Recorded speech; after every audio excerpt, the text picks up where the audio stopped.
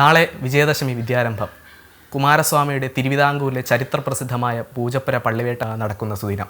9 ദിവസത്തെ നവരാത്രി പൂജകൾക്ക് ശേഷം ആര്യശാല ഭഗവതി ക്ഷേത്രത്തിൽ നിന്നും വേളിമല കുമാരസ്വാമി വെള്ളിക്കുതിരമേൽ എഴുന്നള്ളി കരമന കഴിഞ്ഞ് പൂജപ്പുര ക്ഷേത്രത്തിലെത്തി. പൂജപ്പുര സരസ്വതി മണ്ഡപത്തിലെത്തി. സരസ്വതി മണ്ഡപത്തിന് ഒരു പ്രദക്ഷിണം വെച്ച് വേളിമല കുമാരസ്വാമിയെ ആ മണ്ഡപത്തിൻ്റെ അകത്തുള്ള പ്രത്യേക സ്ഥാനത്തിൽ താൽക്കാലികമായി പ്രതിഷ്ഠിക്കുകയും തുടർന്ന് തൊട്ടടുത്ത് തന്നെയുള്ള ചെങ്ങള്ളൂർ ശ്രീ മഹാദേവ ക്ഷേത്രത്തിൽ നിന്നും ഭഗവാൻ അഭിഷേകം ചെയ്യാനുള്ള ദ്രവ്യങ്ങളുമായിട്ട് കാവടി ഘോഷയാത്ര പുറപ്പെടുകയും ചെയ്യുന്നു.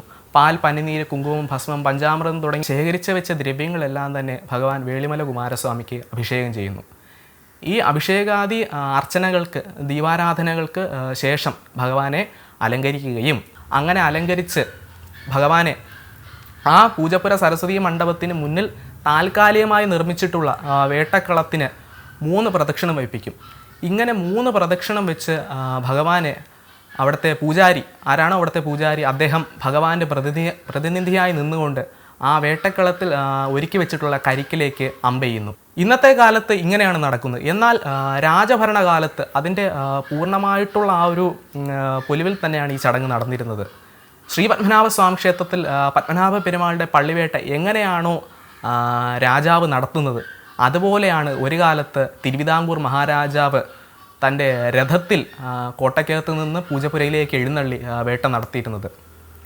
അന്ന് രാജഭരണകാലത്ത് രാജാവ് നടത്തിയിരുന്ന വേട്ട പിന്നീട് രാജഭരണമൊക്കെ അസ്തമിക്കുകയും സംസ്ഥാനം രൂപീകരിക്കുകയും ചെയ്തപ്പോൾ ഇന്നും അതിൻ്റെ ഒട്ടും ഒരു കുറവുമില്ലാതെ തന്നെ നടത്തുന്നു എന്നത് പ്രത്യേകതയാണ്.